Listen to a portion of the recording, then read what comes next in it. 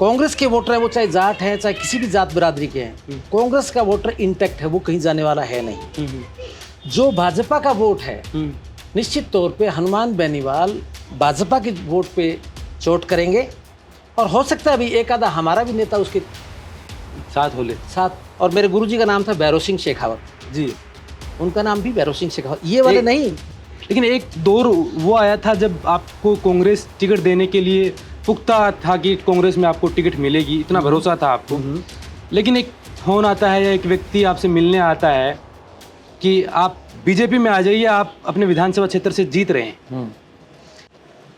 मेरा दोस्त है बीजेपी में है वो, बोले हमने सर्वे करवाया उसमें भी आप जीत रहे हो। तारीख याद है 27 अक्टूबर 1983 को। अच्छा, ये वो तारीख है जिस वक्त आप पहली बार राजीव गांधी से राजीव जी से मुझे अशोक गहलोत जी से पहली बार मिलने का मौका मिला। तो क्या बातचीत हुई राजीव गांधी से? आप जब एक छोटे से गांव कस्बे से पढ़ने वाला लड़का उदयपुर जाता है, अध्यक्ष बनता है, यूआईटी में जॉब करता है और वहाँ देश का बड़ा नाम राजीव गांधी उस दौर का, उससे मुलाकात। असल में राजीव गांधी ने जब कहते हैं राजनीति के जादूगर हैं अशोक गहलोत, भाप लेते हैं कहाँ क्या होने वाला है, क्या क्या होगा। देखिए उस वक्त कैसे थे? देखिए उस समय बिल्कुल लंबे पतले थे और ये पैंट पहनते थे, ऊपर सफारी सूट का एक वो खादी का कुर्ता पहनते थे। वो जादूगर उसी वक्त भी कहते थे उनको। मैंने कहा मुझसे टोपी नहीं लगती, बोले इसको एंटी सिकरा ये सब टोपी वोपी लगाएगा। अच्छा, क्या वजह मानते हैं आप, क्या हुआ था ऐसा? उसमें बोफोर्स का एक सफूका चल रहा था। अच्छा। और उस समय विश्वनाथ प्रताप सिंह जो कि राजीव गांधी जी के बहुत ही विश्वसनीय हुआ करते थे, ठीक है, उन पे जरूरत से ज़्यादा उन्होंने विश्वास किया और उन्होंने विश्वासघात किया।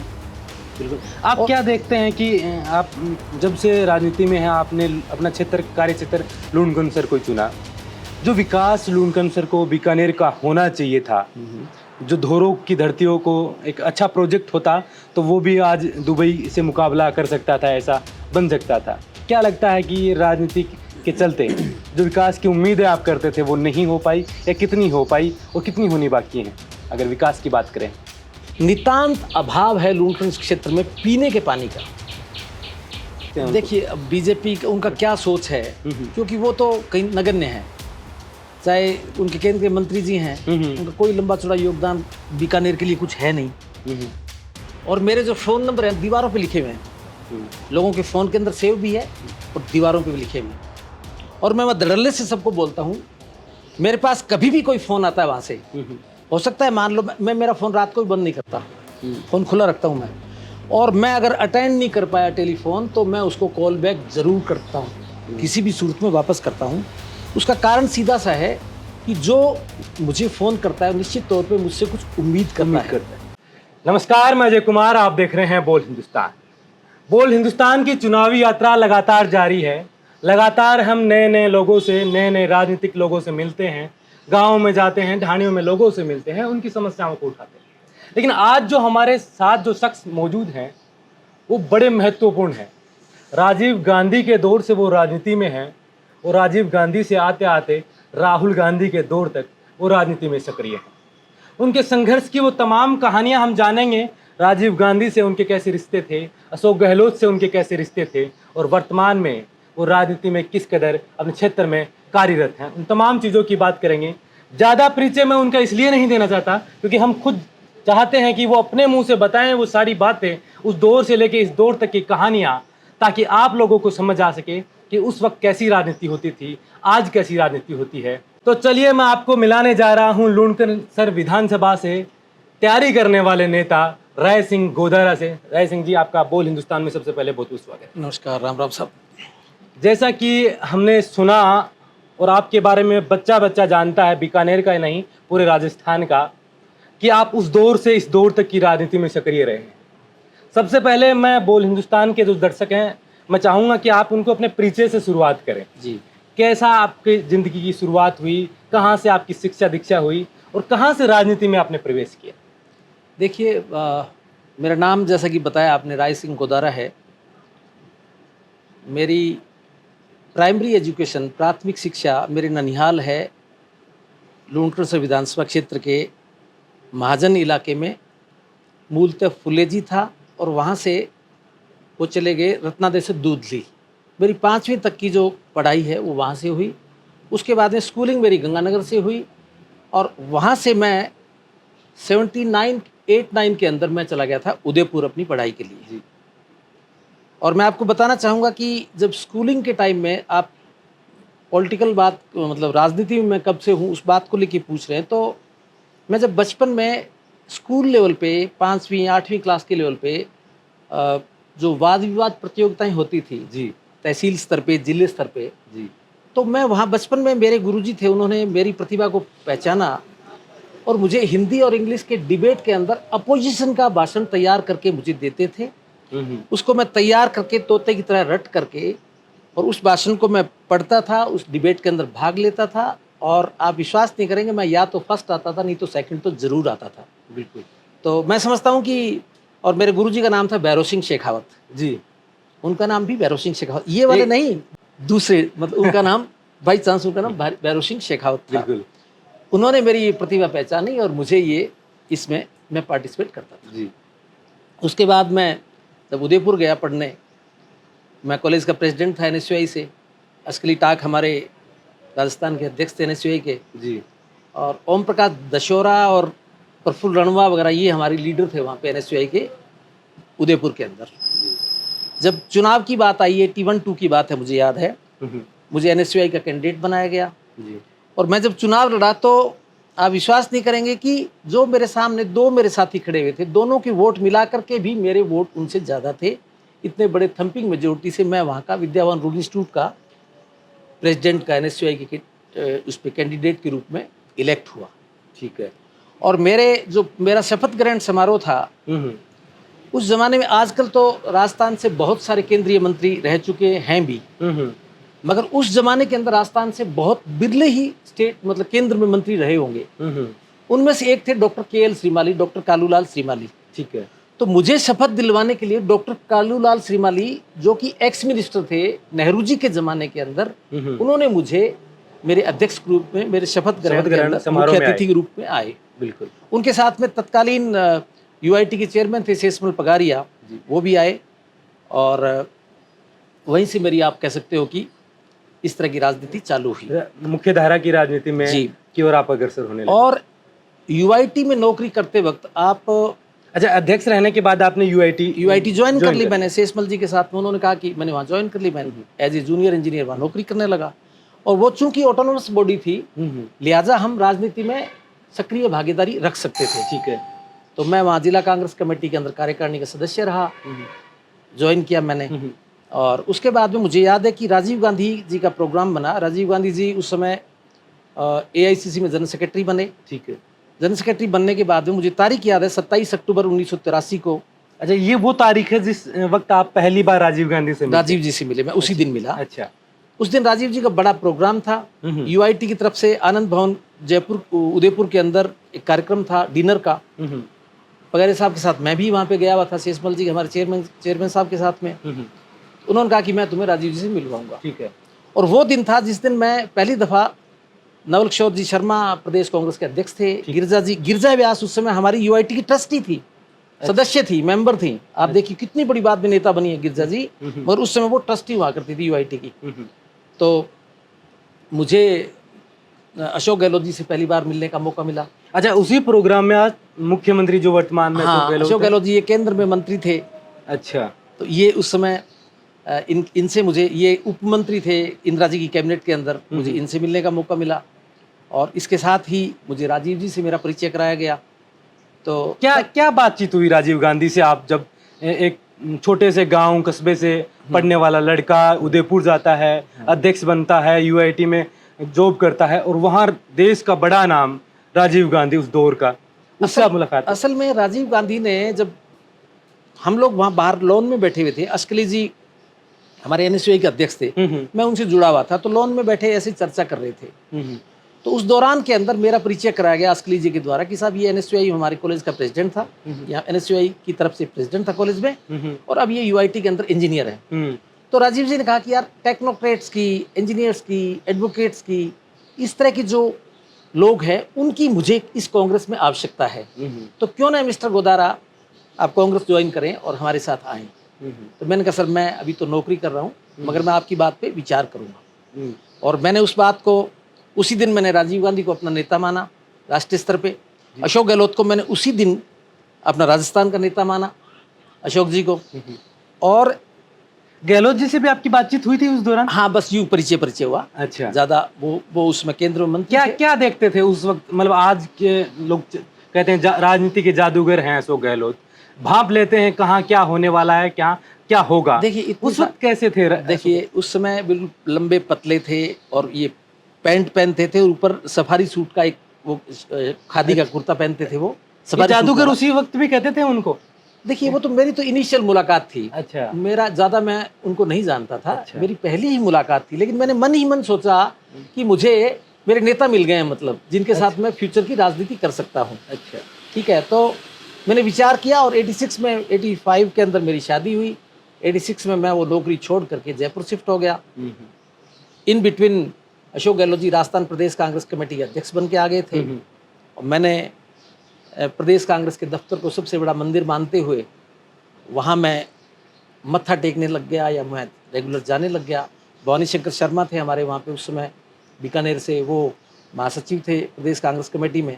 मुझे गहलोत साहब के काफ़ी नज़दीक जाने का मौका लगा और उसी दौरान रघु शर्मा जी इसके यूथ कांग्रेस के अध्यक्ष थे, मुझे उन्होंने अपनी कार्यकारिणी में शामिल किया। मुझे प्रदेश स्तर का किसान प्रकोष्ठ का राजस्थान का अध्यक्ष बनाया उन्होंने। और उसी दौरान मेरी मुलाकात महेश जोशी जी से भी होती थी। महेश जी सेवा दल के अध्यक्ष थे। वो आपको सेवा दल में लेना चाहते वो थे? मुझे सेवा दल में लेना, क्योंकि राजीव जी जो है वो सेवा दल को पसंद करते थे। तो उन्होंने कहा कि नहीं साहब, इसको गहलोत साहब को कहा कि इसको मुझे सेवा दल में। मैंने कहा साहब सेवा दल में। आपने कितने समय तक गहलोत साहब के साथ काम किया? मतलब आप यूँ समझ सकते हैं कि 87 से मान लीजिए, 87 से मैं उनसे एसोसिएट हुआ। 67 से। तो सेवा दल में कब आए आप? सेवा दल में मैं आया 89 के दौरान के अंदर, जब साहब ने ये कहा महेश जी को कि इसको एनटीसी करवा दूं। अच्छा, क्या होता है ये एनटीसी? ये नेशनल ट्रेनिंग कैंप होता है कांग्रेस सेवा दल का। अच्छा, इसमें क्या करते हैं? इसमें क्या होता है साहब, इसमें मैंने कहा मुझसे टोपी नहीं लगती, बोले इसको एनटीसी करा, ये सब टोपी वोपी लगाएगा। अच्छा। तो कुरुक्षेत्र के अंदर मुझे तारीख याद है, 9 अगस्त क्रांति दिवस होता है। 9 अगस्त 1989 से लेकर के और 15 दिन ऐड कर ली, 24 या 23 या 24 तारीख को खत्म हो रहा था। ऐसे करके 15 दिन का ट्रेनिंग कैंप था हमारा। और उसके अंदर सुबह से लेकर शाम तक शेड्यूल्ड होता है प्रोग्राम। सुबह जल्दी उठना, पीटी परेड करना, ये करना वो करना। और उसमें असल में अगर मैं एक लाइन में बताऊं तो उस कैंप के अंदर जो कोई आदमी ज्वाइन करता है उसमें कांग्रेस के संस्कार डालने का काम कांग्रेस सेवा दल करता है। प्राथमिक शिक्षा कह सकते हैं उसको। कांग्रेस के संस्कार डाले जाते हैं। बिल्कुल। तो मैं वहां से ट्रेंड हुआ। उसके बाद में टोपी लगाने में मेरी झिझक मिट गई। अच्छा। और महेश जी ने मुझे साथ ले लिया अपने। उन्होंने मुझे पदाधिकारी बनाया। उनके जाने के बाद में जब वो हटे, उनके बाद में डॉक्टर निज़ाम मोहम्मद आ गए। डॉक्टर निज़ाम के साथ में मैं सेक्रेटरी रहा, क्या बोलते हैं, संगठन सचिव रहा सेवा दल में। ठीक है। फिर मैं उपाध्यक्ष रहा करते करते, और 96-7 की बात है, उस समय बाबूलाल नागर तो कांग्रेस के अध्यक्ष बने, कांग्रेस सेवा दल के। उनके साथ ही दावेदारी तो मेरी थी, लेकिन किसी कारणवश मुझे कार्यकारी अध्यक्ष बनाया गया एक ही ऑर्डर से। और बाबूलाल नागर जी को, जो मेरे दोस्त हैं, उनको अध्यक्ष और मुझे कार्यकारी अध्यक्ष के रूप में हमको बनाया गया। हम दोनों भाइयों ने मिलकर के पूरे राजस्थान में कांग्रेस सेवा दल के लिए काम किया, कांग्रेस पार्टी को मजबूत करने का काम किया। उसी दौरान प्रदेश कांग्रेस अध्यक्ष गहलोत साहब थे और उनके साथ हमने ये सब किया। और जहाँ तक शुरुआत की बात है, 89 का जो चुनाव था अशोक गहलोत जी का पार्लियामेंट का, उसमें पहली दफा मुझे उनके चुनाव के अंदर काम करने का अवसर, चुनावी क्षेत्र में रहा मैं। उस चुनाव में, उसके बाद में 91 का इलेक्शन आया। पहले सेंटर में हमारी सरकार थी, राजीव जी प्रधानमंत्री थे। 89 में हम सबसे बड़े दल होने के बावजूद राजीव गांधी जी ने विपक्ष में बैठना स्वीकार किया कि मैंडेट नहीं है, पूर्ण बहुमत नहीं है, इसलिए। बिल्कुल। और उसके बाद जो है वो राजस्थान की 25 सीट कांग्रेस हारी थी। हम भी चुनाव हारे थे। क्या वजह मानते हैं आप, क्या हुआ था ऐसा? उसमें बोफोर्स का एक सफूका चल रहा था। अच्छा। और उस समय विश्वनाथ प्रताप सिंह, जो कि राजीव गांधी जी के बहुत ही विश्वसनीय हुआ करते थे, ठीक है, उन पे जरूरत से ज़्यादा उन्होंने विश्वास किया और उन्होंने विश्वासघात किया। और एक जो आज तक जिस मसले का हल नहीं निकला, जिस बोफोर्स का, जिसको आज तक कोई जानता नहीं है, जिसका कोई आज तक भी किसी को सजा नहीं हुई है। राजनीति में ये विश्वासघात आपके साथ भी होता रहा है समय समय पे? देखिए मुझे मेरे साथ तो हुआ है, तो मैं तो किसी व्यक्ति विशेष का नाम लूं तो वो उचित नहीं है। देखिए राजनीति में तो विश्वासघात होता ही है। कहते हैं कि हद से ज़्यादा वफादारी कई बार बहुत नुकसान देती है। आप उस दौर से कांग्रेस के कार्यकर्ता हैं, समर्पित कार्यकर्ता हैं और आज तक लगातार कांग्रेस में आए हैं। मैं थोड़ा सा आगे बढ़ना चाहता हूँ। जब आप 2008-9 में से टिकट मांग रहे थे लोकसभा की, मैं टिकट मांग रहा था 98 के अंदर। 98 के अंदर 98 के अंदर मैं टिकट मांग रहा था। और 98 के अंदर असल में मुझे 96 में गहलोत साहब ने कहा था कि तुझे पार्लियामेंट का टिकट मांगना चाहिए। अच्छा, आपको तैयारी करनी चाहिए। हाँ, ये बात है। नरसिम्हा राव जी उस समय कांग्रेस अध्यक्ष भी थे और प्रधानमंत्री थे। ठीक है। और अशोक गहलोत जी राजस्थान प्रदेश कांग्रेस के अध्यक्ष थे। तो ये तीन त्यागराज नंबर कोठी में रहते थे दिल्ली में। और मैं आमतौर पे दिल्ली जब होता था तो इनके बंगले पे ही ठहरता था। अच्छा। तो मुझे बुला के एक दिन सुबह सुबह टहल रहे थे, रात पहले दिन शाम को ये लोग पुष्कर आए थे प्रधानमंत्री के साथ में। और पुष्कर और अजमेर जाकर के जब लौट के वापस आए रात को, तो सुबह सुबह मुझे उन्होंने बुलाया और मुझे कहा कि तुझे पार्लियामेंट की तैयारी करनी चाहिए। तो मैंने, साहब मेरी उम्र ही क्या है, मैं तो अभी तो कार्यकर्ता बनने हाँ। की। तो उन्होंने कहा कि मैं 25 साल की उम्र में मेंबर पार्लियामेंट बन गया था। अच्छा। तो तू तो 35 साल का है, तेरी तकलीफ क्या हो रही है? तुझे तैयारी करनी चाहिए, क्या दिक्कत है तुम्हें? खैर मैंने, और बोले मनफूल सिंह जी मेरे दोस्त हैं, गहलोत साहब ने कहा, लेकिन वो चुनाव हार रहे हैं, मुझे मेरे पास आदमी नहीं है, मैं किसका नाम दूं? इस तरह की मतलब उन्होंने कही। खैर एनीवेज वो मनफूल सिंह जी को टिकट मिला और वो चुनाव हार गए। ठीक है। मनफूल सिंह बहादुर। तभी से मुझे उन्होंने कहा कि 98 का नेक्स्ट इलेक्शन जो भी आएगा, उस समय नहीं पता था कि 98 में चुनाव होगा। हाँ। तो मिड टर्म पोल हुए। 98 में गहलोत साहब भी चुनाव लड़े और मेरा भी नाम चला। मैं रोडवेज में 98 में, हाँ 98 के अंदर दिसंबर में तो चुनाव हुए थे विधानसभा के, और मार्च फरवरी या मार्च के अंदर चुनाव हुए थे पार्लियामेंट के। तो उस दौरान मेरा नाम चला। ठीक है। और खूब अच्छे से नाम चला। मैं ज़्यादा बातें तो उन बातों में कोई, बिल्कुल वो अतीत की बातें, हाँ अतीत की बातें हैं। और बलराम जाखड़ साहब जो है वो 96 में हवाला के नाम पे उनका टिकट काट दिया गया था। डॉक्टर हरि सिंह जी 96 में सीकर से MP हो गए थे। 98 का जब इलेक्शन आया तो चचा केसरी जी हमारे कांग्रेस के अध्यक्ष थे और उन्होंने बलराम जाखड़ साहब ने जब डिमांड की सीकर से टिकट का, तो उनको कह दिया गया कि वहाँ तो doctor Hari Singh ji sitting MP है, आप कोई अल्टरनेटिव कॉन्स्टिट्यूंसी बताइए। तो वैकल्पिक कॉन्स्टिट्यूंसी के रूप में उन्होंने चूरू और बीकानेर दो कॉन्स्टिट्यूंसीज थी उनके सामने। तो उनकी प्रायोरिटी जो चूरू थी। तो उस दौरान के अंदर हमारे राष्ट्रीय सचिव थे मनीष तिवारी जी प्रभारी, और ये आपके सिंधिया साहब जो है माधवराव सिंधिया जी, ये महासचिव प्रभारी महासचिव थे राजस्थान के। ठीक है। तो वहाँ मुझे गहलोत साहब ने कहा कि तू मनीष जी से मिल के आना। मैं मनीष जी से मिलने गया। मनीष तिवारी जी ने मुझे एक बात कही कि यार तेरी टिकट भी मिल सकती है, तू चुनाव भी जीत रहा है, सारा कुछ ठीक है, तेरे ऊपर तो एक स्काईलैब घूम रहा है, तो दुआ कर वो चूरू में गिर जाए तो तेरी कॉन्स्टिट्यूंसी तेरी टिकट हो जाए पक्की यहाँ से। और भाई अगर वो स्काईलैब अगर आगे गिर गया तो फिर तू अंदाजा लगा ले तेरे साथ क्या होने वाला है। बिल्कुल।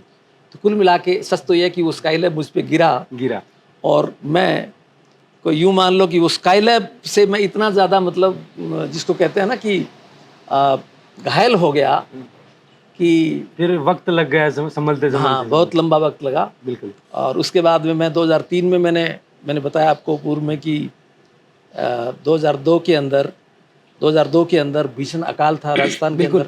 उस टाइम आप गाँव के अंदर एक शिविर का भी आयोजन कर, मैं वही बता रहा था कि मैं आपको 99 में जो हमारी सरकार बनी ना, तो गहलोत साहब ने मुझे 2 बार सरकार रही ना पिछली, दोनों में फर्स्ट पॉलिटिकल अपॉइंटमेंट दिया। पहली राजनीतिक नियुक्ति राय सिंह गोदारा की करी उन्होंने। ये बड़ी बात होती है, एक मैसेज देने के लिए प्रशासन में कि भाई ये मेरा या सरकार का मेरा नजदीक आदमी है या मेरा विश्वसनीय आदमी है। बिल्कुल। मुझ पे इतना विश्वास किया उन्होंने। बिल्कुल।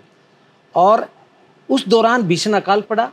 अकाल जब पड़ा तो मुझे CM साहब के निर्देश से उन्होंने कहा कि तू वहाँ पे जा और एकदम सुदूर इंटीरियर में जा, जहाँ पे क्षेत्र में लूणकरण क्षेत्र में बीकानेर क्षेत्र में जहाँ पर कोई शिविर आमतौर पर लगाते नहीं है। बिल्कुल।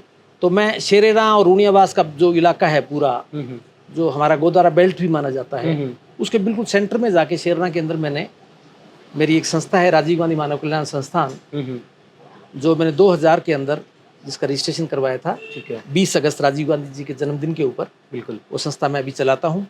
उस संस्था के बैनर पे मैंने वहाँ पे वो शिविर चलाया। ये वीरेंद्र बेनीवाल जी 2002 का चुनाव हुआ था भीमसेन जी की एक्सीडेंटल डेथ के अंदर, उसके बाद में ये उपचुनाव हुआ, उसमें ये चुनाव लड़े और ये हार गए थे, ये हार गए थे चुनाव। इनको मैंने विशिष्ट अतिथि की हैसियत से वहाँ पे कार्यक्रम में बुलाया और ये शुरुआत में यूँ मानिए कि मोटे तौर पे मैंने वहाँ पे मेरी अपनी शुरुआत की थी। उसके बाद 2003 का चुनाव आया, मैंने टिकट मांगा, मेरे चाचा प्रधान थे वहाँ पे, उन्होंने सीएम ने कहा कि भाई वो अगर तेरे पक्ष करते हैं तो मैं तेरे को टिकट दे सकता हूँ। तो उन्होंने कहा कि नहीं भाई, ये वीरेंद्र हार गया चुनाव, एक बार तो मैं इसको चुनाव जिताऊंगा, इस बार तो मैं इसके साथ रहूंगा। और वो उसके साथ मिले और उसके बाद टिकट वीरेंद्र जी को मिला और वो चुनाव जीते। बिल्कुल, लगातार वो 2 बार चुनाव जीते, लगातार वो दो बार चुनाव जीत गए। आप लगातार टिकट मांगते हैं, आपकी टिकट मांगता। उसके बाद में मुझे 2011 में, जहाँ तक मेरे याद है 2011-12 होगा, मुझे मुख्यमंत्री जी ने बुलाया अपने पास में, बुला करके मुझे कहा कि तू तेरे क्षेत्र में वहाँ तैयारी कर। कभी आपको इस दौरान इतना बार आपने टिकट मांगा, कई बार कोई आ गया आपकी जगह पे, कई बार कोई सिचुएशन बन गई, कई बार ऐसी कोशिश की दूसरी विधानसभा में जाकर मैं तैयारी करूं, या नहीं मैं जिस क्षेत्र से आता हूं? मैंने ये देखिए, मैं ये समझता हूँ कि जहाँ जिसका हक है, जहाँ, हालांकि मैं कोई जातिवादी बातें मैं ना तो करता हूँ, ना मैं जातिवाद में विश्वास करता हूँ, लेकिन फिर भी राजनीतिक दल जो है वो जाति और गोत्र देख करके वहाँ का चयन किया जाता है आमतौर पे, चाहे वो दूसरी पार्टी हो, दीगर पार्टी हो, हाँ, बिल्कुल, राजनीति में चाहे कांग्रेस ही हो, इसके बिना राजनीति अधूरी है। भाई मुझे, जैसे आपको जानकारी होगी, अभी एमएलएज के बारे में हमारे प्रभारी जी ने और सीएम साहब और अध्यक्ष जी ने जब उनकी मीटिंग हुई थी, उनको एक क्वेश्चनेयर दिया था, तो उसमें जो पहला क्वेश्चन था उसके अंदर ही पूछा गया था एमएलए से कि आपके क्षेत्र में आपकी जाति या धर्म की क्या स्थिति है, तो आधार ही वो माना जाता है। बिल्कुल। अच्छा, फिर एक ट्रेंड बन चुका है आजकल, बिल्कुल, कि आप किस जाति के हो, किस गोत्र के हो, उसको प्रायोरिटी पे लोग वोट देते हैं। बिल्कुल, इसलिए पार्टियां भी मजबूर हैं इस बात को लेके, उनको भी मजबूरी भी इस तरह से तय करने पड़ते हैं फैसले, है ना। तो और एनीवेज, मैं जो सबसे बड़ी बात ये है कि मेरा क्षेत्र है, मेरे पुरखों की वहाँ मिट्टी है, वहाँ वो खुशबू मुझे अच्छी लगती है, बचपन मेरा वहाँ गुजरा है, मुझे वो धोरे और वो सब मुझे अच्छे लगते हैं, मुझे सुकून मिलता है। और मुझे तो कई बार लगता है कि मैं जब जयपुर होता हूँ, बच्चे जयपुर रहते हैं, ये बात सच है, तो मुझे बहुत दफ़ा ये महसूस होता है कि जैसे मुझे कोई पुकार रहा हो वहाँ पे, बिल्कुल, कि तुम आओ पब्लिक की सेवा, और वहाँ ज़रूरत है। और सच तो ये कि लूणकरणसर विधानसभा क्षेत्र में बहुत ज़बरदस्त पिछड़ा हुआ इलाका है लूणकरणसर। आज़ादी के आज 70-75 साल के बाद में भी अगर आप कंपेयर करेंगे, अगर आप तुलना करेंगे राजस्थान की 200 विधानसभा क्षेत्र में, तो मैं समझता हूँ जो 10, 15, 20 जो विधानसभा क्षेत्र हैं जो सबसे पिछड़े इलाके हैं, उसमें से लूणकरणसर एक है। बिल्कुल। आप क्या देखते हैं कि आप जब से राजनीति में हैं, आपने अपना क्षेत्र, कार्य क्षेत्र लूणकरणसर को चुना, जो विकास लूणकरणसर को बीकानेर का होना चाहिए था, जो धोरों की धरतियों को एक अच्छा प्रोजेक्ट होता तो वो भी आज दुबई से मुकाबला कर सकता था, ऐसा बन सकता था। क्या लगता है कि राजनीति के चलते जो विकास की उम्मीदें आप करते थे वो नहीं हो पाई, या कितनी हो पाई और कितनी होनी बाकी हैं अगर विकास की बात करें? देखिए, 2018 का जो चुनाव था जी, उसमें मैं राजीव गांधी मानव कल्याण संस्था है, राजीव गांधी पंचायती राज संगठन है हमारी, मतलब कांग्रेस पार्टी का एक संगठन है। वो संगठन अपने आप में जमीन पे काम करने वाला संगठन है। मैं चूंकि मेरा बैकग्राउंड सेवा दल से है, तो मैं धरातल पे काम करने में ज़्यादा विश्वास करता हूँ। तो मुझे बताया गया कि राजीव गांधी पंचायती राज संगठन है, अगर आप उससे जुड़ करके काम करते हो तो आपको अपने क्षेत्र में नीचे स्तर पे जा करके लोगों की समस्याएं सुन सकते हो, उनकी समस्याएं, क्या समस्याएं हो सकती है और उसका किस तरह से समाधान हो सकता है, इसके बारे में आप ग्रास रूट पे काम कर सकते हो। भले ही मैं राजस्थान कांग्रेस सेवा दल का कार्यकारी अध्यक्ष रहा, अभी तीसरी दफ़ा मैं प्रदेश कांग्रेस कमेटी का सदस्य हूँ, और मैं कई जिम्मेदारियां मुझ पे रही, चाहे प्रशासनिक दृष्टि से मैं 98 में मैंने बताया रोडवेज में मैं डायरेक्टर रहा, बिल्कुल। है ना। और उसके बाद में ना 2008 की जब सरकार आई हमारी, तो उसमें मैं जीएसएम का डायरेक्टर रहा पौने 5 साल तक। ये प्रशासनिक, और मैं कम से कम इस दौरान के अंदर मैंने आप कह सकते हैं कि 20-30 आईएएस ऑफिसर्स के साथ मैंने काम किया, तो मुझे वो प्रशासनिक अनुभव है। बावजूद इसके मैंने ये समझा कि अपन राजीव गांधी पंचायती राज संगठन में काम करते हैं। उस ऑर्गेनाइजेशन का एक फंडा है बेसिकली कि आप को वहाँ का कोऑर्डिनेटर बना दिया जाता है, ठीक है। डेजिग्नेटेड, और आप अगर सफल होते हो तो आपको वो कहते हैं कि आप अब हमारे कोऑर्डिनेटर इलेक्टेड हो या चुने गए हो। मैंने राजीव गांधी पंचायती राज संगठन का काम प्रारंभ किया और मैं पूरे क्षेत्र में गांव-गांव घूमा, और मेरी थीम में ये लेके चला, लूणकरणसर समग्र विकास यात्रा के नाम से मैंने एक यात्रा निकाली थी। और उस यात्रा के माध्यम से मैं पूरे जब क्षेत्र में घूमा, तो ये सच है कि बहुत सारी समस्याएं थी वहाँ पे, लेकिन जो मूल समस्या थी जीवन के लिए हवा, पानी और भोजन, ये तीन ही चीज चाहिए। बिल्कुल। कपड़ा उसके बाद में चाहिए, घर उसके बाद में चाहिए। बिल्कुल, हाँ, प्राथमिकता में प्राथमिक जल के हवा के बाद में जल जो है वो सबसे प्राथमिक अपन विषय मानते हैं, जो जीवन के लिए आवश्यक है। नितांत अभाव है लूणकरण क्षेत्र में पीने के पानी का। मवेशियों की या पशुओं की बात करें या गायों की बात करें, वो तो सेकेंडरी इशू है। आदमियों के लिए, वहाँ के लोगों के लिए आज भी हालात इस तरह की है कि उनको खारा या उस तरह का पानी पीने को मजबूर हो रहे हैं। वहाँ तो मेरा ये मिशन था कि हम सबसे पहले पूरा एक प्रोजेक्ट बना करके पूरी डीपीआर तैयार करा के पूरे विधानसभा क्षेत्र में किस तरह से वहाँ पे पानी का, पीने के पानी की व्यवस्था कैसे हो, ये मेरा पहला मिशन था। इस पर मैंने काम किया मेरे पास, और मैं आज भी मैं ये मन में विचार रखता हूँ, और मैंने उस दिन भी कहा, मैं आज भी कहता हूँ कि जब तक समग्र विकास नहीं होगा, जब तक विकसित और खुशहाल लूणकरणसर नहीं होगा, मेरी ये विकास यात्रा, ये समग्र लूणकरणसर विकास यात्रा जारी रहेगी, अनवरत रहेगी, जब तक मेरे सांस में सांस है। बिल्कुल। आपने बताया कि कई प्रशासनिक अधिकारियों के साथ आपने काम किया, सरकार ने कई अहम हिस्से आपके हिस्से किए, कई जिम्मेदारियां आपकी दी, मुझको जिम्मेदारियां दी।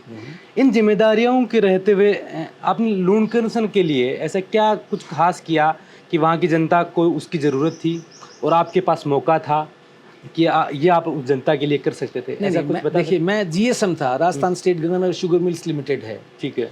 तो एज सच लूणकरणसर के लिए उस संस्था में कुछ करने को नहीं था, ठीक है, हाँ, है ना। 98 में जब मैं उसमें रोडवेज में रहा, तो उसमें जहाँ पे डिमांड थी, जैसे वहाँ पे रोडवेज के जो बस स्टैंड बना हुआ है, बस अड्डा बना हुआ है, ये इस अड्डे की, इस बस स्टैंड की जो अभी वर्तमान में है, जिसको कि नया बना गया, बाद में नया बना, वो इस अड्डे की डिमांड मैंने सबसे पहले की थी। जहाँ जहाँ मांगी गई, हमसे बसें मांगी गई, वहाँ बसें चलाने का हमने प्रयास किया, जिन रूट्स के ऊपर, ये मैंने उस समय प्रयास किया था। बिल्कुल। और नॉट ओनली लूणकरणसर, जहाँ भी मांगी गई जो आवश्यक थी, वो उस पर हमने प्रयास किया। गोदारा जी, आप मुझे ये बताएं कि आपने टिकट थे तो लंबे समय से मांगी, इस वक्त सरकार रिपीट कांग्रेस का जो गहलोत जी अपना विजन लेके चल रहे हैं, और गहलोत जी के आप काफ़ी करीबी भी हैं, लेकिन एक दौर वो आया था जब आपको कांग्रेस टिकट देने के लिए पुख्ता था कि कांग्रेस में आपको टिकट मिलेगी, इतना भरोसा था आपको, लेकिन एक फ़ोन आता है या एक व्यक्ति आपसे मिलने आता है कि आप बीजेपी में आ जाइए, आप अपने विधानसभा क्षेत्र से जीत रहे हैं। क्या घटना हुई थी? वो किस वक्त का था? 2013 के चुनाव से पहले की बात है। ठीक है। मुझे इशारा हुआ, अब ऑन कैमरा अगर मैं ये बातें कहूँ तो उचित नहीं है, कि आप जाइए लूणकरणसर, तैयारी कीजिए, हम सर्वे करवाएंगे, सर्वे में अगर आपका नाम आएगा तो आपको टिकट दी जाएगी। बिल्कुल। मैं मेरी पूरी तैयारी से गया, मतलब काम में लगा। बिल्कुल, काम में लगा, और मैं घर घर गांव-गांव सब जगह घूमा मैं। उसके बाद में कांग्रेस ने सर्वे करवाया, ऑब्वियसली हर पार्टियां सर्वे करवाई, लेकिन बीजेपी ने भी सर्वे करवाया। और बीजेपी ने, वो पहली दफ़ा था कि 1952 के बाद में पहली दफ़ा बीकानेर जिले से किसी जाट को टिकट दिया 2013 के चुनाव में। उससे पहले बीजेपी कभी भी जाट को टिकट वहाँ से नहीं देती थी। ठीक है। तो उन्होंने वो जो सीट है लूणकरणसर को तय किया कि लूणकरणसर से हम जाट को टिकट देंगे, क्योंकि जाटों के वोट ज़्यादा हैं और जाटों में जब बात आई तो जाटों में वहाँ पे गोदारा गोत्र हमारा काफ़ी बड़ी संख्या में है। वो भी काफी वोट रख। तो उन्होंने बीजेपी ने फोकस किया, गोदारा गोत्र के ऊपर फोकस किया। मैं बीजेपी ने जो किया मैं वो बात बता रहा हूँ आपको। इधर वीरेंद्र जी वहाँ के सिटिंग एमएलए थे और उधर मैं एकमात्र दावेदार था इनके मुकाबले कांग्रेस की तरफ से, और बीजेपी की तरफ से सुमित गोदारा जो कि वर्तमान में एमएलए हैं, और एक सही राम जी दुसाद थे जो जिला भाजपा के उस समय के अध्यक्ष थे, हमारे लूणकंसर के थे, बीकानेर जिले के अध्यक्ष थे वो भाजपा के। एक वो प्रयास कर रहे थे। माणक सिंह जी तो एस्टेब्लिश लीडर थे ही थे बीजेपी के। चूंकि माणक जी लगातार दो बार से हार रहे थे, तो बीजेपी ने हमारे 4 लोगों का सर्वे करवाया। मेरे पास मेरे दोस्त का फ़ोन आता है कि भाई जी आप तो विनिंग कैंडिडेट हो, चुनाव जीत रहे हो। मैंने कहा यार चुनाव तो टिकट देंगे तो जीतेंगे ना, क्यों नहीं जीतेंगे, मैं कोशिश कर रहा हूँ। सही है। मैंने कहा तुझे क्या पता इस बात का? बोले हमने मेरा दोस्त बीजेपी में है वो, बोले हमने सर्वे करवाया, उसमें भी आप जीत रहे हो। अच्छा। उसने ये 4 नाम मुझे बताया कि ये 4 नाम पे हमने सर्वे करवाया और 4 में आप विनिंग हो। अच्छा। तो मैंने कहा यार मैं विनिंग हूँ, सर्वे में हूँ ना विनिंग, तो सर्वे में विनिंग हो तो मैं तुम्हारे पास क्यों आने लगा भाई? हाँ, कांग्रेस मुझे टिकट देगी, कांग्रेस सर्वे में मुझे नाम है तो पार्टी मुझे टिकट देगी ना। बिल्कुल। और मैं बीजेपी में आने का कोई प्रश्न पैदा नहीं होता। तो मुझे बताया गया कि आपको कांग्रेस कोई टिकट नहीं देने वाली, सिटिंग एमएलए है, मिनिस्टर है, उसी कोई टिकट नहीं काट रहा। और लेकिन आपको भरोसा था कि आपके कामों पर निश्चित तौर पे था, मुझे आश्वस्त किया गया था। मैं आपको सच कह रहा हूँ। तो बोले मैडम से पहले मुलाकात होगी आपकी, पहले आपको टिकट दी जाएगी और उसके बाद जो है वो आप बीजेपी ज्वाइन करना। मैंने कहा नहीं भैया, मैं तो कांग्रेस के खुद संस्कार डालने के काम करता हूँ, तो बीजेपी तो किसी सूरत में बीजेपी की तरफ जाने का तो कोई प्रश्न ही पैदा नहीं होता। और कई बार परिस्थितियां आई है। घर आए प्रस्ताव को आपने ठुकरा दिया। मैं कह रहा हूँ आपको। तो मैंने, और फिर उन्होंने अल्टीमेटली जो है वो सुमित गोदारा को टिकट दी और उसमें रिजल्ट आपको मालूम है कि कांग्रेस तीसरे नंबर पे रही। बिल्कुल। बीजेपी के बागी थे माणक सिंह सुराणा, वो चुनाव जीते, उनको 52.5 समथिंग वोट मिले। जिस क्षेत्र से आप आते हैं उस क्षेत्र में मैं काफ़ी बार आपके क्षेत्र में गया हूँ, और सबसे बड़ी एक समस्या मैंने वहाँ देखी, जिस बेल्ट में शायद आपके वोट भी बहुत ज़्यादा है, आपके लोग ज़्यादा हैं, गोदारों के वोट ज़्यादा हैं। नहीं ऐसी कोई बात नहीं है। नहीं, वो बेल्ट उन्हीं गाँवों का है, मतलब गोत्र का मसला हो सकता है, मगर बिल्कुल राजनीति में ये चीज़ें अहम होती हैं। मेरे लिए तो सभी बराबर है। हाँ, लेकिन वहाँ एक जो कट पॉइंट का मामला है वो काफ़ी दिनों से चल रहा है, और वहाँ के लोगों का ऐसा मानना है कि लूणकंसर के विधायक और जो सांसद आते हैं बीकानेर से, वो नहीं चाहते कि वो कट पॉइंट बने। वो उनकी साख का सवाल है, क्योंकि वो अगर बन गया तो कोई और नेता बन जाएगा। निश्चित क्या है, मानते हैं ऐसा है वहाँ? देखिए, लूणकंसर से चलने के बाद में, लूणकंसर में कालू जो रोड है वहाँ से उस जो नई भारतमाला बनी है उस पर वहाँ से चढ़ते हैं और नौरंगदेसर आके उतरते हैं। तो मैं समझता हूँ लगभग वो 50-52 किलोमीटर का पूरा वो है। अगर उसके बीच में अगर ये होता है ना साहब, तो उसका आसपास का बहुत लंबा एक क्षेत्र जो है वो उस हाईवे से जुड़ सकता है, डेवलप भी हो सकता है। हाँ, डेवलप हो सकता है। तो उसका लोगों को लाभ मिल सकता है, मिलना चाहिए। और वो अदरवाइज भी वो काफ़ी पिछड़ा हुआ इलाका है, तो अगर उसमें वहाँ अगर कट पॉइंट होता है तो निश्चित तौर पे उसका फायदा उन लोगों को। अगर वहाँ की जनता और अब की बार कांग्रेस अगर आपको मौका देती है, चुन के आते हैं, हालांकि मामला सेंट्रल गवर्नमेंट का है। हाँ, निश्चित तौर पे सेंटर का है, लेकिन फिर भी हम क्योंकि 24 के अंदर चुनाव है, उम्मीद करेंगे कांग्रेस की सरकार। निश्चित तौर पे देखिए, उसको संबंधित जैसे मंत्री हैं इनके, गडकरी साहब हैं, हम उनसे मिल सकते हैं, उनके दूसरे स्टेट की मिनिस्टर उनसे मिल सकते हैं, डेलीगेशन लेके मिल सकते हैं। जब आपके पास पावर हो, जब आपकी एक रिप्रेजेंटेशन हो, तो हम मिल सकते हैं, वहाँ पे अपनी बात रख सकते हैं, डेमोस्ट्रेट कर सकते हैं, एजिटेशन कर सकते हैं। बीजेपी के नेताओं की इतनी शिथिलता क्यों है इस मामले को लेकर? क्या फायदा देखते हैं वो? क्योंकि ये तो नुकसान ही है ना, कि भाई जनता के मुद्दा है, अगर उसका सोल्यूशन नहीं होता तो ये तो राजनीतिक रूप से भी उनको नुकसान होगा। आप कैसे देखते हैं? देखिए, बीजेपी उनका क्या सोच है, क्योंकि वो तो कहीं नगण्य है, चाहे उनके केंद्रीय मंत्री जी हैं, उनका कोई लंबा चौड़ा योगदान बीकानेर के लिए कुछ है नहीं। और हमारे भाई जो विधायक हैं, उनकी स्थिति भी मैं मेरे मुंह से क्या कहूँ, स्थिति कुल मिला के उनकी भी कमोबेश खराब ही है। अभी आपके क्षेत्र में एक राजस्थान में एक पार्टी और आ रही है, हालांकि आप जिसे नेता मानते हैं अशोक गहलोत, उनके लिए वो अच्छा सब इस्तेमाल करते हैं, वो मैं कैमरे के सामने इस्तेमाल नहीं करना चाहता। हनुमान बेनीवाल की पार्टी, वो भी आपके यहाँ क्षेत्र में दौरे कर रहे हैं। बीकानेर में 2-3 बड़ी रैलियां की हैं उन्होंने, बजरी माफियाओं को लेकर, जन आक्रोश रैली टाइप कुछ। तो क्या देखते हैं कि राजस्थान में जो अशोक गहलोत का कांग्रेस रिपीट का सपना है, बीजेपी कह रही है कि अब की बार हमारी बारी है, और हनुमान बेनीवाल कह रहा है कि हम अब की बार सत्ता में आएंगे। तो क्या देखते हैं, क्षेत्र में कोई प्रभाव पड़ेगा? आप देखिए, हनुमान जी बेनीवाल का जहाँ तक प्रश्न है, वो एक जुझारू आदमी है। हाँ। उनका एक अपनी राजनीति करने का एक अलग स्टाइल है, उनका एक तरीका है। और चूंकि हनुमान बेनीवाल बेसिकली वर्तमान में सांसद हैं, तो वो भाजपा की सहयोग से हैं। हाँ। बीजेपी ने अपनी सीट छोड़ी थी, कोलिजन में उनकी पार्टी को टिकट दिया, उनको टिकट दिया मतलब या अपना कैंडिडेट नहीं उतारा, लिहाजा वो भाजपा के वोटों से मिलने के बाद वो वहाँ के सांसद बने हैं। मेरा व्यक्तिगत ये मानना है कि जहाँ जहाँ हनुमान बेनीवाल जा रहे हैं, कांग्रेस के वोटर हैं, वो चाहे जाट हैं चाहे किसी भी जात बिरादरी के हैं, कांग्रेस का वोटर इंटैक्ट है, वो कहीं जाने वाला है नहीं। जो भाजपा का वोट है, निश्चित तौर पे हनुमान बेनीवाल भाजपा के वोट पे चोट करेंगे, और हो सकता है अभी एक आधा हमारा भी नेता उसके साथ मान लो उनके उसमें नुकसान हो जाए किसी को, वो मैं नहीं कह सकता, लेकिन ज़्यादा कमोबेश स्थिति है कि ज़्यादा नुकसान वो भाजपा को करेंगे। और मैं समझता हूँ कि कांग्रेस को राज बनाने में कुछ इजी होगा उनसे, उनके जितना मूवमेंट वो ज़्यादा करेंगे। तो जितना वो मूवमेंट ज़्यादा करते हैं उतना मेरा ऐसा मानना है। बिल्कुल, मैं नहीं कहता 1-2 सीट की बात या किसी को इक्का दुक्का कोई या 2-5% कहीं हमको नुकसान रहा हो, लेकिन ज़्यादा नुकसान वो भाजपा को करेंगे। इंटरव्यू काफ़ी लंबा हो गया है, लेकिन बातचीत आपसे करने में इसलिए मज़ा आ रहा है कि आप उस समय की कांग्रेस से इस समय की कांग्रेस में जुड़े हुए हैं, और मेरा ये पहला मौका है कि इतने लंबे राजनीतिक करियर। और दूसरा आप ये कह रहे थे ना साहब कि सरकार रिपीट करने की बात है। देखिए, इस बार मैंने तीनों शासन देखे गहलोत साहब के।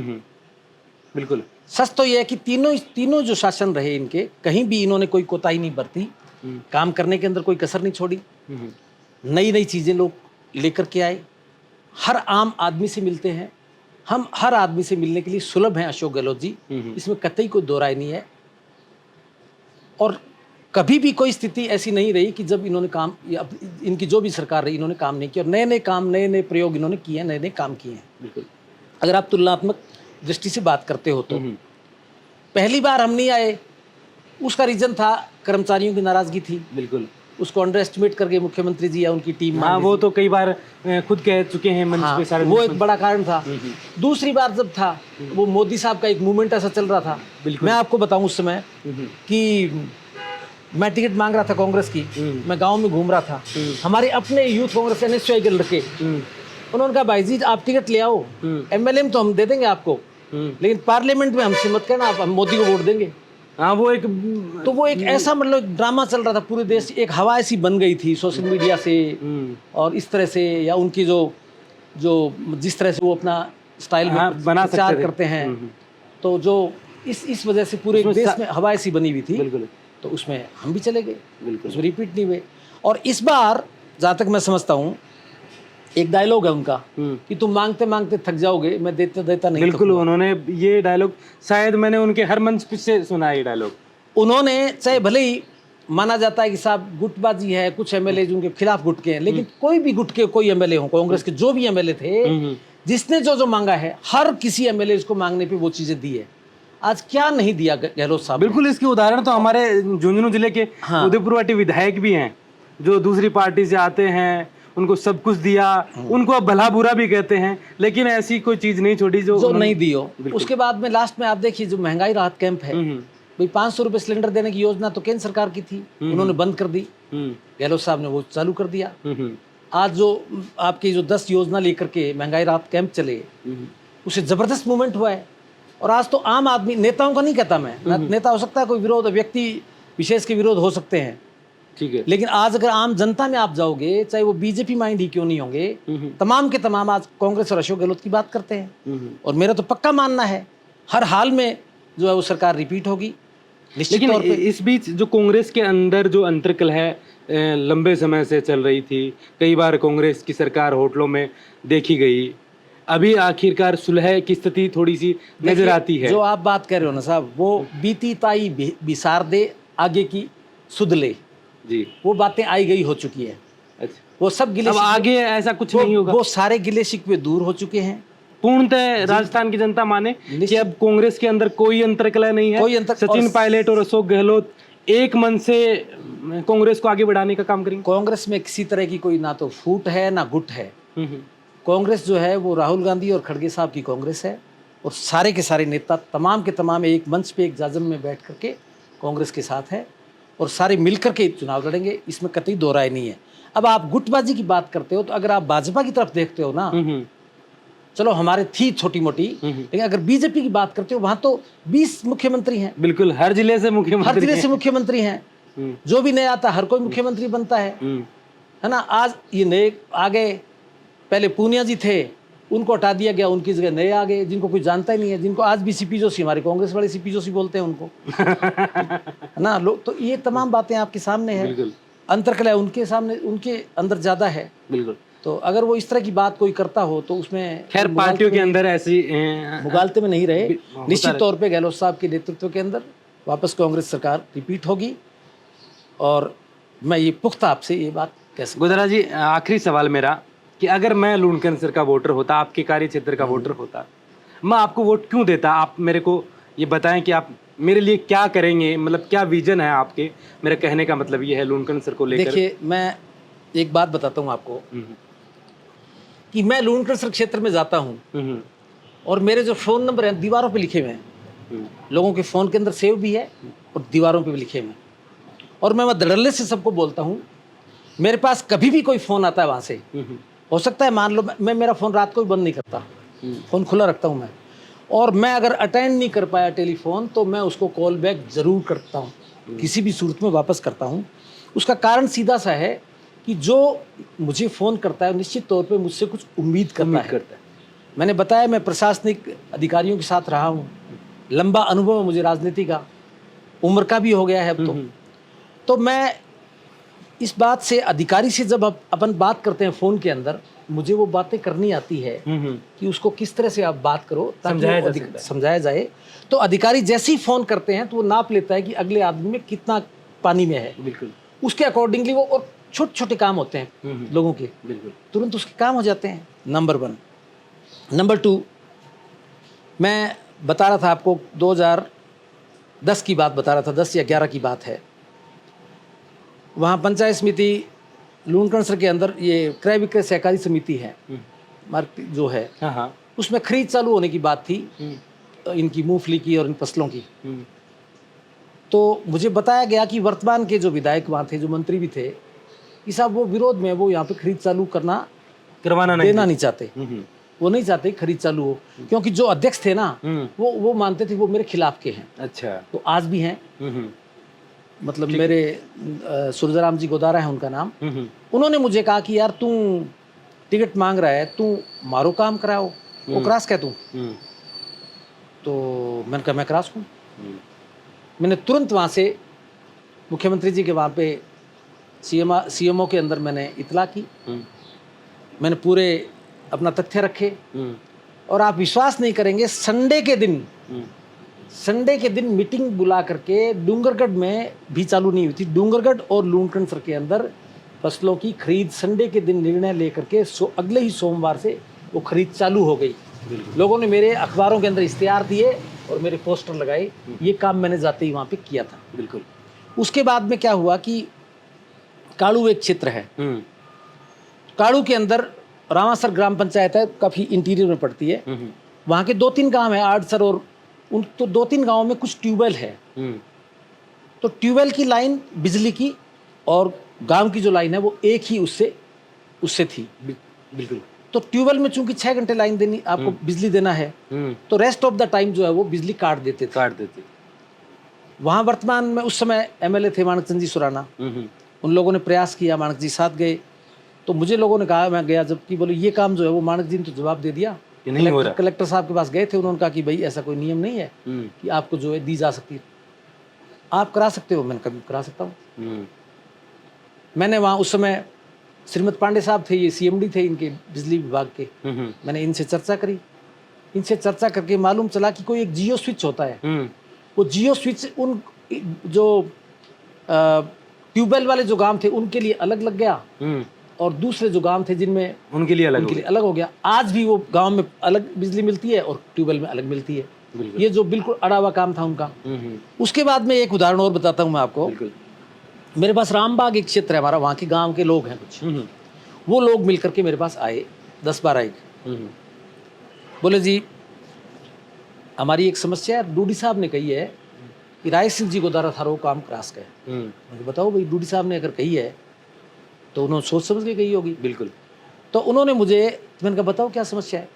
उन्होंने कहा साहब स्टेट बैंक ऑफ इंडिया है, उसके अंदर एक बेड़ा नाम के मैनेजर हैं, कौन से सिंह बेड़ा, वो मैनेजर हैं, और हमारे पूरे गांव को उन्होंने ब्लैक लिस्ट कर रखा है। एक की भी, ये आपकी किसान की होती है ना, क्या बोलते हैं, केसीसी, एक भी केसीसी मंजूर नहीं कर रहे।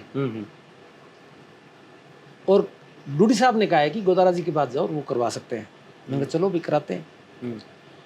तो नारायण राम बेड़ा का आपने नाम सुना होगा, विधायक थे, परशुराम मदेड़ा साहब को चुनाव हराया था। आजकल उस समय जनता दल लोकदल में थे, वो बीच में भाजपा में रहे, अभी वो कांग्रेस के अंदर है। ठीक है। कांग्रेस के नेता नारायण राम जी, वो मेरे पुराने दोस्त थे। वो बेड़ा था वो, तो मैंने क्या करा कि उनके नंबर लेके उनको फोन किया। फोन किया तो उनसे बातचीत हुई। मैंने कहा जी बेड़ा, हम तो नारायण राम जी को जानते हैं, वो हमारे दोस्त हैं। बोले हमारे उनके कुछ रिश्तेदार थे, कोई भाई थे, चाचा थे। मैंने बातचीत करी। बोले बताओ गोदारा साहब कोई मेरे लायक काम हो तो। मैंने कहा काम तो है, लेकिन काम आप कर नहीं सकते। खूब मैंने उनको कंपेल किया, तो उनको मैंने वचन में बांध लिया। अच्छा, कि आप तो करना ही पड़ेगा। तो उन्होंने कहा कि पक्का करूंगा। मैंने कहा जी आप नहीं करोगे, बाकी अपन और बात कर लेते हैं। आप काम आप नहीं कर ही नहीं सकते आप काम। बोले पक्का करूंगा मैं तो। उनको वचन में बांध लिया मैंने। उसके बाद में मैंने उनको कहा, मैंने कहा रामबाग के अंदर आपने केसीसी किसी को दी, सबको ब्लैक लिस्ट, और बोले मरवा दिया। तो उन्होंने, लेकिन क्या तो आपसे कमिटमेंट कर लिया। बिल्कुल ऐसा काम राजनीतिक अनुभव वाला व्यक्ति कर सकता है। उन्होंने कहा आपसे कमिटमेंट हो गया, तो मुझे तो ये काम करना ही पड़ेगा। बोले अभी मार्च का महीना निकलने दो, अप्रैल में उनको भेजना, जो उनके में करवा देता हूं। अप्रैल में गए वो लोग, और उस पूरे गांव की केसीसी चालू हुई। बिल्कुल। और आज भी मैं, पिछले दिनों प्रोग्राम था, उसमें मैं कह रहा था लोगों को कि भाई 2003 से मांग रहा हूँ टिकट में, ठीक है, आज भी मैं सबसे मजबूत दावेदार हूँ। तो तुम जो टिकट मांगने वाले हो सब मेरे साथ मिल जाओ, नहीं तो वो 2 बार आ रहे हैं, कि वापस वही ले आएंगे। अगर सब मिलकर के अपन उनके खिलाफ अगर कोशिश करेंगे, है ना, तो क्या पता उनकी टिकट कट जाए और हमको मिल जाए। सही बात है। नहीं तो बिश्नोई क्या जो गूंगी बुई उजेली। सही है ना। तो मैंने उनको कहा, और मैंने ये भी कहा, मैंने कहा सारे काम अटक जाए तुम्हारे, कि तुम्हें ये हो जाए कि अब ये काम मेरा कोई नहीं कर सकता, तब इस राय सिंह गोदारा को याद करना, चाहे आधी रात को याद करना, वो काम मैं तुम्हारा करवा के रहूंगा। ये मैंने कहा ईश्वर की कृपा मान लो, भोलेनाथ की, बिल्कुल, या कोई अनुभव की बात मान लो, या और चूंकि सेवा का जज्बा है, इसलिए भगवान भी, ईश्वर भी उसके साथ रहता है, ये मेरा मानना है। बिल्कुल, आपने बोल हिंदुस्तान को काफ़ी अपना कीमती समय दिया, और उम्मीद करते हैं कि जो अनुभव आपके पास है, जो राजनीतिक अनुभव आपके पास है, जो जन सेवा करने का आपने एक बीड़ा उठा रखा है, उसमें आप, अब 2023 का चुनाव आ गया है नज़दीक, उसमें जिम्मेदारी, अहम जिम्मेदारी आपको मिले। टिकट के रूप में पहले तो वो मिले, हमारी शुभकामनाएं, और फिर जीत कर आप विधानसभा में जैसे ही पहुँचे, तो लूणकर सर के साथ साथ हमारे झुंझुनू और इन क्षेत्रों का भी कोई काम अगर आए तो बिल्कुल करवाना। बहुत बहुत धन्यवाद आपका। ये थे राय सिंह गोदारा, जिनसे हमने बेबाक तरीके से पूरी बात की, राजनीतिक दौर की बात की, गांव गलियों की बात की, इनकी शिक्षा दीक्षा की बात की। इस इंटरव्यू को लेकर आपकी क्या राय है? आप क्या सोचते हैं कि क्या ऐसे लोगों को जो लंबे समय से वफादारी के चलते कांग्रेस में रहे हैं, इतनी वफादार इन्होंने निभाई है, बार बार इनको कई मुश्किलों का सामना करना पड़ा, लेकिन उस परिवार और उस विचारधारा को इन्होंने नहीं छोड़ा और लगातार कांग्रेस में बरकरार हैं। अब 2023 में लूणकर सर विधानसभा से ये तैयारी कर रहे हैं कांग्रेस से। उम्मीद करते हैं आप लोग इनके बारे में क्या सोचते हैं, कमेंट कर आप ज़रूर बताइए। अगली बार मिलते हैं नई शख्सियत के साथ, तब तक मुझे दीजिए इजाज़त। नमस्कार।